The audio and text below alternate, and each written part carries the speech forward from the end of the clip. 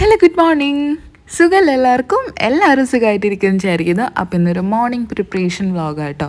രാത്രി ഒന്നും ചെയ്തു വെച്ചില്ല, എല്ലാം രാവിലെ ചെയ്യാമെന്ന് വിചാരിച്ചു. അപ്പോൾ രാവിലെ തന്നെ ഇന്നൊരു ഈസി യമ്മി ഉപ്മാവ് ഉണ്ടാക്കാമെന്ന് വിചാരിച്ചു.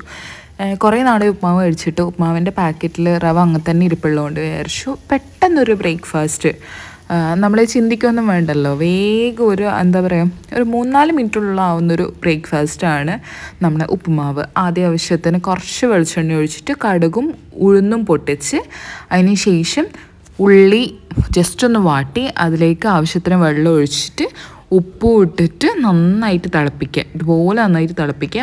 എണ്ണയോ നെയ്യോ ഒഴിക്കുക കേട്ടോ. ഞാൻ നെയ്യാണ്, എനിക്ക് ഉപ്മാവിൽ കുറച്ചും കൂടി ഇഷ്ടം നെയ്യാണ്. നല്ലോണം തിളച്ച് വരുമ്പോൾ ഇതുപോലെ കൈവിടാണ്ട് റവ ഇളക്കി കൊടുക്കുക. നല്ലോണം ഇളക്കണം, തീരെ കൈവിടാൻ പാടില്ല, കാരണം ഇല്ലെങ്കിൽ ഇങ്ങനെ കട്ട കെട്ടിപ്പോകും കേട്ടോ. അപ്പോൾ സിമ്മിലിട്ട് വെക്കുക. ഭയങ്കര ഫുള്ളിട്ടിട്ടുണ്ടെങ്കിൽ തെറിച്ച് പോകുന്നുണ്ടാവും. അതുകൊണ്ട് ജസ്റ്റ് ഒന്ന് സിമ്മിലിട്ടിട്ട് ഇങ്ങനെ കൈവിടാണ്ട് ഇളക്കി കൊടുക്കുക. ഇങ്ങനെ ഒരു പെർഫെക്റ്റ് ഉപ്മാവ് കേട്ടോ. അധികം ഡ്രൈ ആക്കാൻ, എനിക്കിപ്പോൾ ഡ്രൈ ആക്കുന്ന അത് ഇഷ്ടമല്ല. നിങ്ങൾക്ക് നല്ലോണം ഡ്രൈ ആയിട്ട് എടുക്കണമെങ്കിൽ അങ്ങനെ എടുത്തോളൂ. ഇത്രയും കൂടെ റവ ആഡ് ചെയ്യണമെന്നേ ഉള്ളൂ. പക്ഷേ എനിക്കിഷ്ടം ഇപ്പോൾ സോഫ്റ്റ് ഉപ്മാവാണ്. അതുകൊണ്ട് ഇങ്ങനെ ഒരു കൺസിസ്റ്റൻസിയിൽ ഇത്രയും വെള്ളം പോലെ ആയ ഒരു കൺസിസ്റ്റൻസിയിലാണ് എനിക്ക് വേണ്ടത് കേട്ടോ. അപ്പോൾ ഇതാ നന്നായിട്ട് ഇങ്ങനെ ജസ്റ്റ് ഒന്ന് മിക്സ് ചെയ്തിട്ട് സിമ്മിലിട്ടിട്ട് അവിടെ അടച്ച് വെക്കുക. ബാക്കി അത് അവിടെ നിന്ന് ആയിക്കോളും. നിങ്ങൾക്ക് കാഷ്യൂസോ റേസിൻസോ അല്ലെങ്കിൽ വേറെ എന്തെങ്കിലും നട്ട്സോ എല്ലാം നിങ്ങൾക്ക് ആഡ് ചെയ്യുന്നതാണ്. ഞാൻ പക്ഷെ ഒന്നും ആഡ് ചെയ്തില്ല, ഭയങ്കര നോർമലായ ഉപ്മാവ് വെച്ചിട്ടുള്ളത്. അപ്പം നമ്മൾ ഉപ്മാവ് ഇവിടെ റെഡി ആയിട്ടുണ്ട്. So easy and so simple. അപ്പോൾ രാവിലെ ബ്രേക്ക്ഫാസ്റ്റിന് നിങ്ങൾക്ക് വേറെ എന്തെങ്കിലും നിങ്ങൾ ഉദ്ദേശിച്ചിട്ടുണ്ടെങ്കിൽ ഏറ്റവും സിമ്പിളായി ഇതൊക്കെ ഉണ്ടായിക്കോളും. നിങ്ങൾക്ക് ക്യാരറ്റ്, ബീൻസ് എന്ത് വേണമെങ്കിലും ആഡ് ചെയ്യാം. ഞാനൊന്നും ആഡ് ചെയ്തിട്ടില്ല, ഞാൻ അതിലും ഈസി ആയിട്ടാണ് ഞാൻ വെച്ചിരിക്കുന്നത്. ഇനി നെക്സ്റ്റ് റെസിപ്പി എന്ന് വെച്ചാൽ നമ്മളെ ചക്ക കൊണ്ടുള്ള ഒരു റെസിപ്പി കേട്ടോ.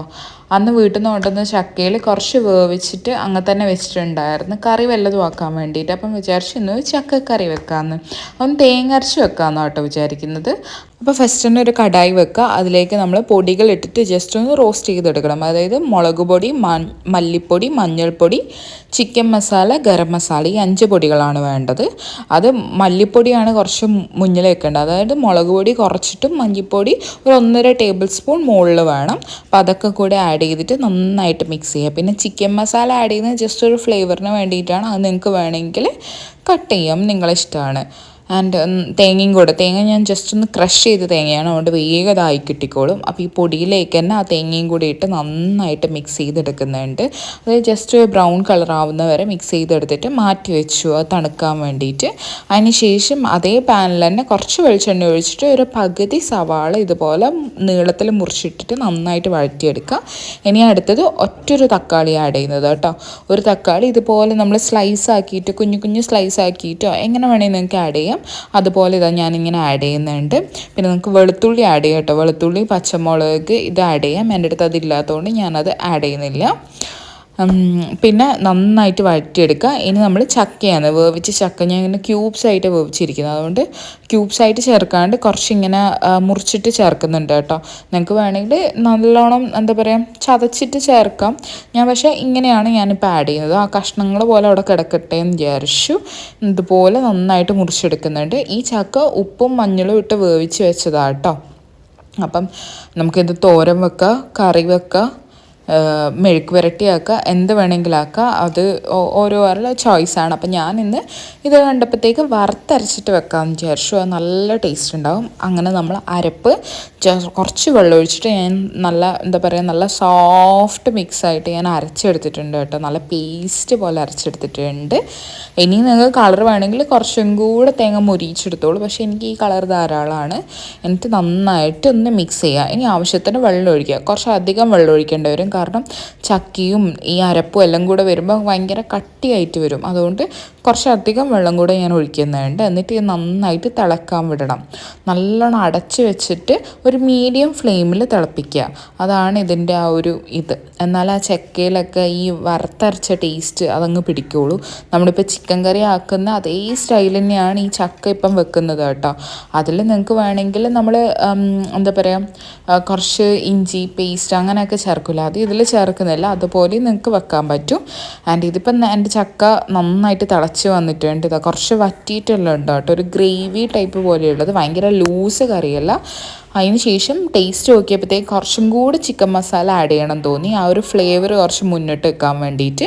അതുകൊണ്ട് ലേശം കൂടി ഒരു 1/2 ടീസ്പൂൺ ചിക്കൻ മസാലയും കൂടി ആഡ് ചെയ്തിട്ട് ജസ്റ്റ് ലാസ്റ്റ് ഒന്ന് മിക്സ് ചെയ്യുന്നുണ്ട്.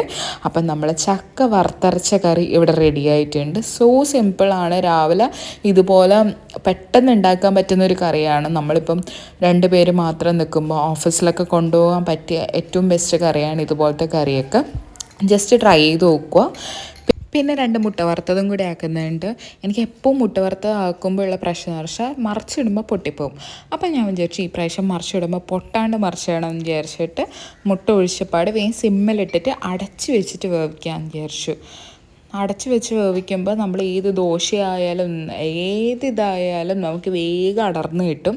അപ്പം തുറന്ന് നോക്കുമ്പോഴത്തേക്ക് മുകളിൽ ഫുള്ള് ഇങ്ങനെ വെന്തിട്ടുണ്ട്. ഇനി നമ്മൾ മുട്ട പൊട്ടുമൊന്നുമില്ല, ജസ്റ്റ് നമ്മൾ സ്പൂൺ എടുത്തിട്ട് അപ്പം തന്നെ ഒന്ന് ഫ്ലിപ്പ് ചെയ്യുക. നല്ല അടിപൊളിയായിട്ട്, എനിക്ക് ഓവർ കുക്കാവുന്നതും ഇഷ്ടമല്ല. ഇതുപോലെ സിമ്മിലിട്ടിട്ട് ആക്കിയിട്ട് നമ്മൾ കറക്റ്റ് മുട്ട വറുത്തത് കിട്ടും. അപ്പോൾ ഇന്നത്തെ ലഞ്ചിന് വേണ്ടിയിട്ടുള്ള പ്രിപ്പറേഷൻസ് ഇതൊക്കെയായിരുന്നു. ചോറ് അത് അവിടെ നിന്ന് ആയിക്കൊണ്ടിരിക്കുന്നുണ്ട്. ചോറ് ഏകദേശം റെഡി ആയിട്ടുണ്ട്. അപ്പം എല്ലാവർക്കും ഇഷ്ടപ്പെട്ടെന്ന് വിചാരിക്കുന്നു. ഈ റെസിപ്പി എല്ലാവരും ട്രൈ ചെയ്തിട്ട് റിവ്യൂ പറയണം. അപ്പം നെക്സ്റ്റ് വീഡിയോ ആയിട്ട് വരാം. അതുവരേക്കും it's still than bye from Athira Akhil. Bye bye.